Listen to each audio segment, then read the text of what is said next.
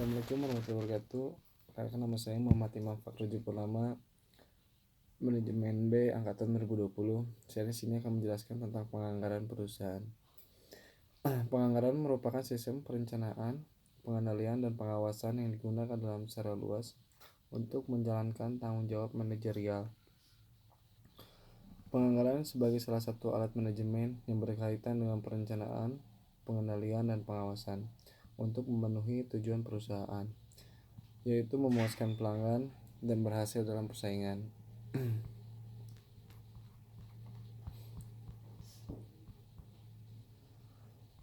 Di sini saya akan menjelaskan tentang pengertian penganggaran budget dan penganggaran budgeting. Anggaran budget dan penganggaran budgeting merupakan suatu istilah yang memiliki pengertian berbeda. Anggaran budget adalah yang bisa diartikan sebagai suatu statement dari suatu rencana dan kebijaksanaan manajemen yang digunakan sebagai petunjuk kegiatan dalam suatu urutan periode, perencanaan dan ramalan untuk waktu yang akan datang, perencanaan pembiayaan untuk seluruh kegiatan perusahaan dalam interval tertentu.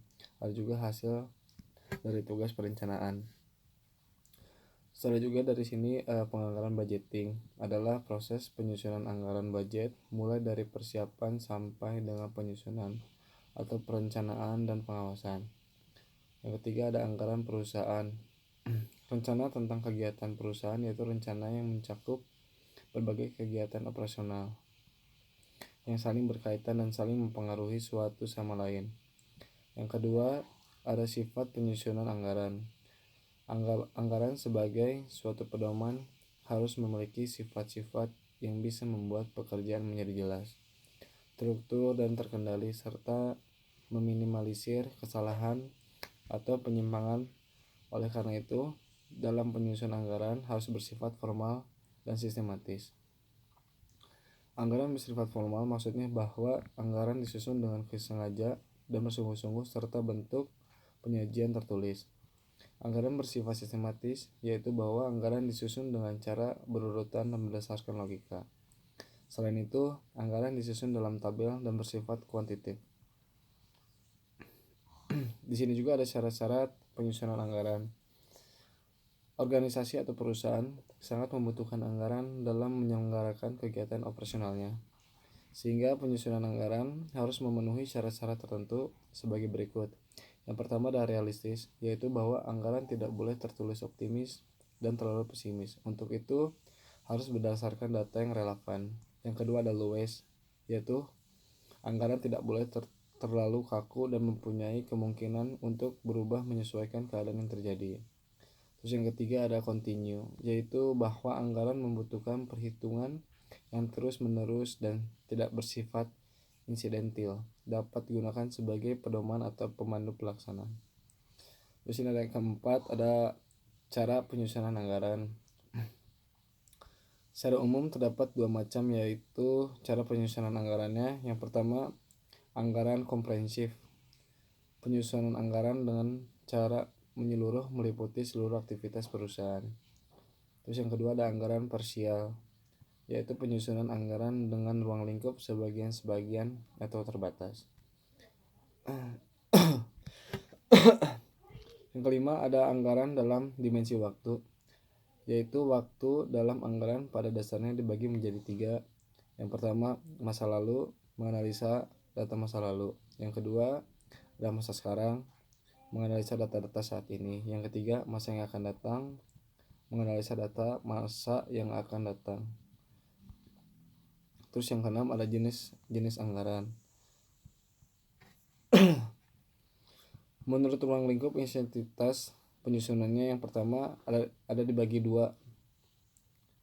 Yang pertama adalah anggaran komprehensif, penyusunan anggaran secara menyeluruh. Yang kedua ada anggaran parsial, penyusunan anggaran secara sebagian-bagiannya.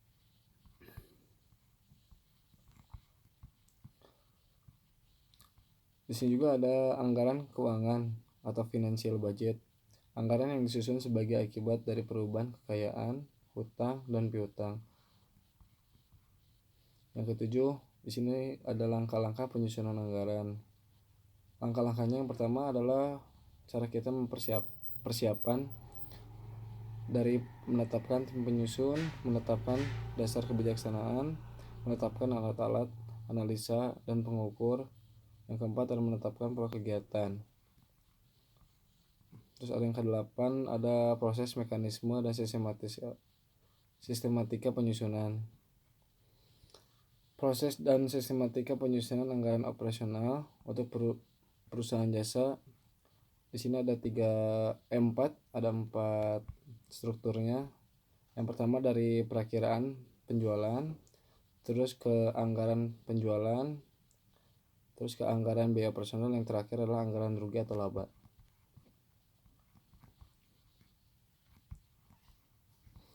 Yang ke-9 ada peranan dan fungsi budget.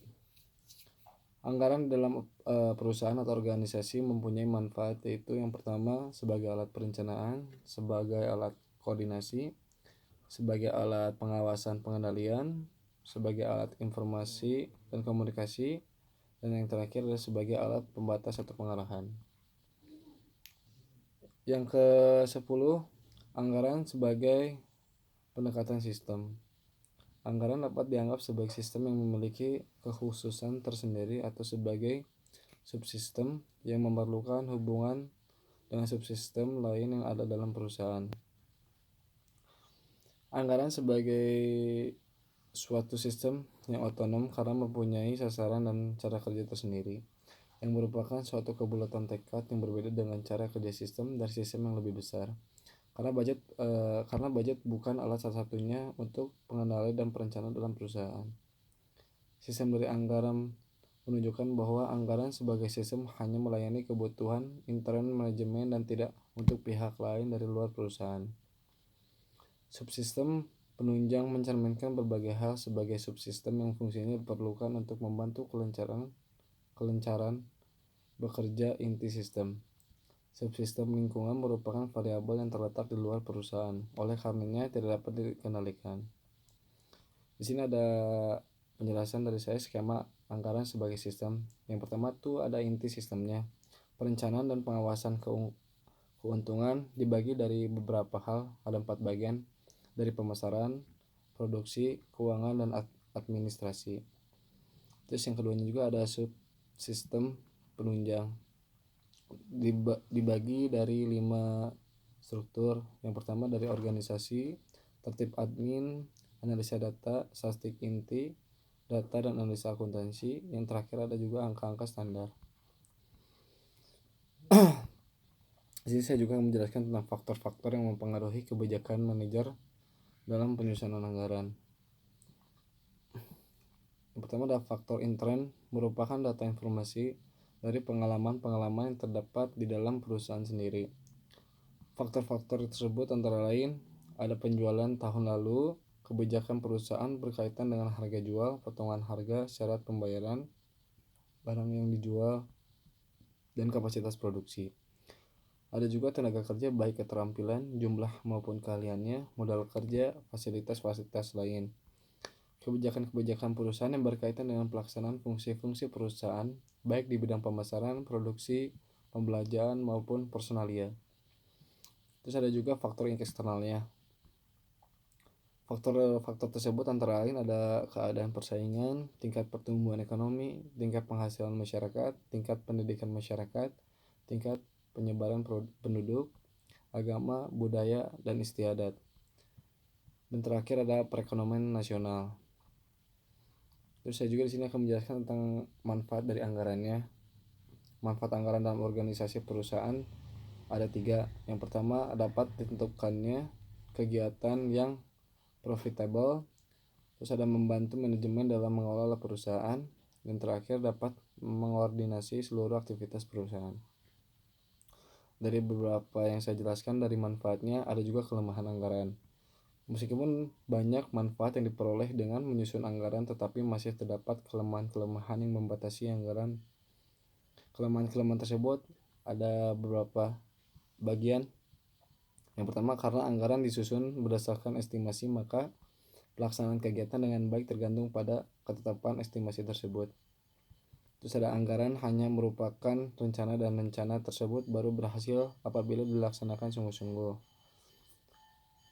Anggaran hanya merupakan suatu alat yang digunakan untuk membantu manajer yang akan melaksanakan tugasnya.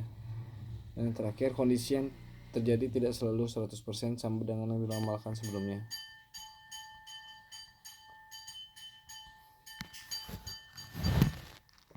Di sini juga saya akan menjelaskan tentang ada fungsinya utama perencanaan penjualan dalam suatu perusahaan.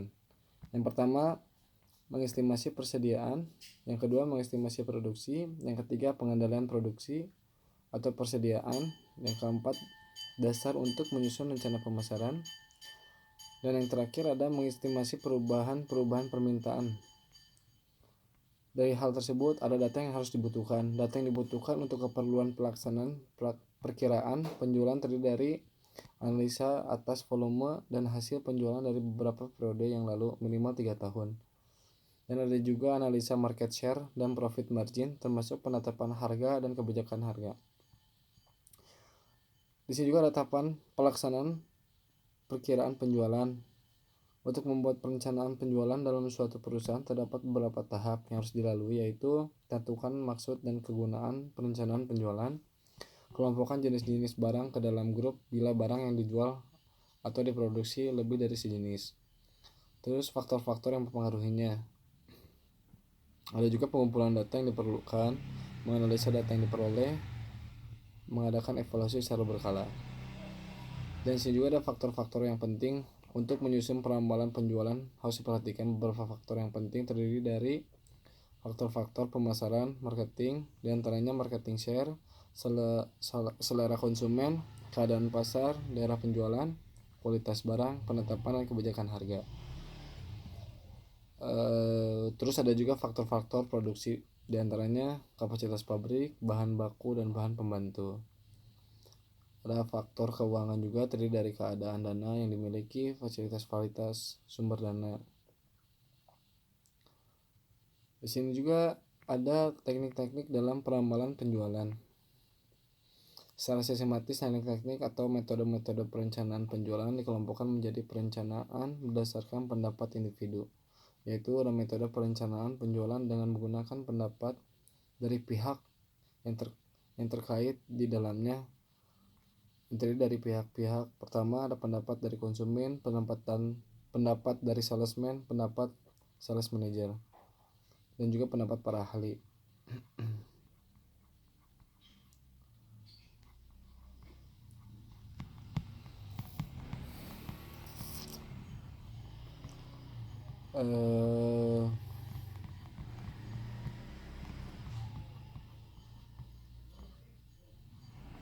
Di sini juga saya terakhir akan menjelaskan tentang anggaran penjualan.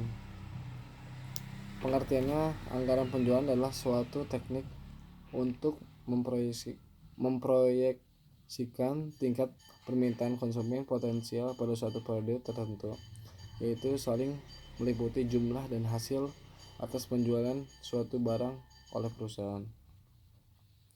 Ini juga dibagi dari beberapa unsur anggaran penjualannya, yaitu ada jenis produk yang dijual, volume produk yang dijual, harga barang persatuan, dan ada juga wilayah pemasaran.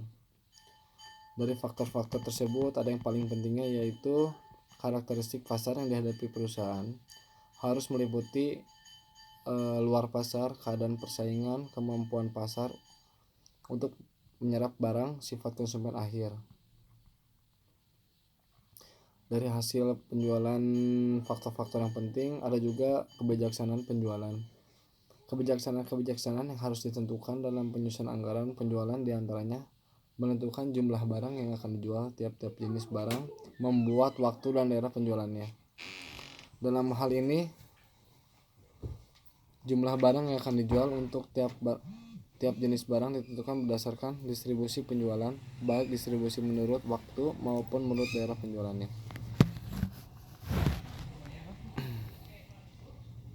Dan juga ada menetapkan harga jual tiap jenis barang menurut waktu dan daerah penjualannya. Dalam hal ini harga jual barang untuk tiap jenis barang ditentukan menurut waktu maupun daerah penjualan. Di sini juga ada macam-macam bentuk dan teknis penyusunan anggaran. Anggaran penjualan terdiri dari 3 macam, yaitu anggaran penjualan berdasarkan atas jenis barang dan waktu penjualan, anggaran penjualan berdasarkan atas jenis barang dan daerah penjualan, dan yang terakhir ada anggaran penjualan berdasarkan atas jenis barang, daerah penjualan, dan waktu penjualan. Sekian yang bisa saya sampaikan tentang penganggaran perusahaan. Sekian dari saya. Assalamualaikum warahmatullahi wabarakatuh.